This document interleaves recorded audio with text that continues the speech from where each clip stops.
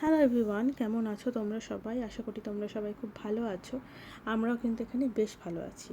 আজ স্পেনের মালাগাতে আমাদের লাস্ট ডে। গত কয়েকদিন ধরে তোমাদের এই সুন্দর শহরটার কিছু ঝলক, রাস্তাঘাট, খাবার, ঘোরাঘুরি, কনফারেন্সের কিছু এক্সপিরিয়েন্স শেয়ার করেছি।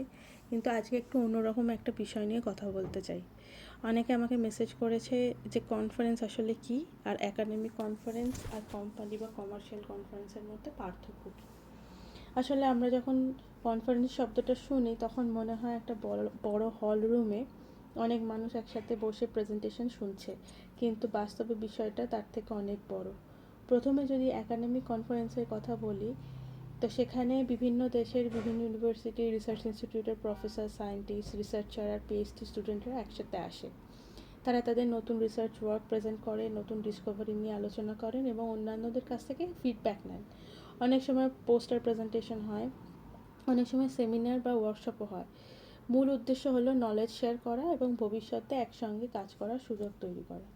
অন্যদিকে কমার্শিয়াল বা কোম্পানি কনফারেন্স একটু আলাদা হয়। এখানে বিভিন্ন কোম্পানি তাদের নতুন টেকনোলজি, প্রোডাক্ট বা সার্ভিস সবার সামনে নিয়ে আসে। তারা নতুন পার্টনার খোঁজে, ক্লায়েন্টের সাথে মিটিং করে এবং বিজনেস অপরচুনিটি তৈরি করে। সহজভাবে বললে একাডেমিক কনফারেন্স বেশি ফোকাস করে রিসার্চ এবং নলেজের ওপর, অন্যদিকে কমার্শিয়াল কনফারেন্স বেশি ফোকাস করে ইনোভেশন, বিজনেস এবং প্র্যাকটিক্যাল অ্যাপ্লিকেশনের ওপর। এখন যদি স্মল কনফারেন্স আর বিগ ইন্টারন্যাশনাল কনফারেন্সের কথা বলি, তাহলে স্মল কনফারেন্সে সাধারণত মানুষের সংখ্যা কম থাকে, তাই স্পিকার বা রিসার্চারদের সাথে কথা বলা যায় এবং ডিসকাশন অনেক বেশি ডিপে নিয়ে যাওয়া যায়। আর বিগ ইন্টারন্যাশনাল কনফারেন্সে হাজার হাজার মানুষ ওয়ার্ল্ড ওয়াইড কিন্তু পার্টিসিপেট করে। সেখানে একই সময় অনেকগুলো সেশন চলতে থাকে বিভিন্ন রুমে। একদিকে ইউনিভার্সিটি, অন্যদিকে ইন্ডাস্ট্রি, আবার বিভিন্ন দেশের স্টার্ট আপ এবং টেকনোলজি কোম্পানিও অংশ নেয়। তাই এখানে নেটওয়ার্কিংয়ের অনেক বেশি সুযোগ থাকে। তবে এইসব কনফারেন্সে কিন্তু অংশগ্রহণ করতেও বেশ সময় লাগে, কারণ এখানে কম্পিটিশন যেহেতু অনেক বেশি থাকে। আমার মনে হয় কনফারেন্সের সবচেয়ে ইন্টারেস্টিং দিক হলো এখানে বিভিন্ন ব্যাকগ্রাউন্ডের মানুষ এক জায়গায় আসে।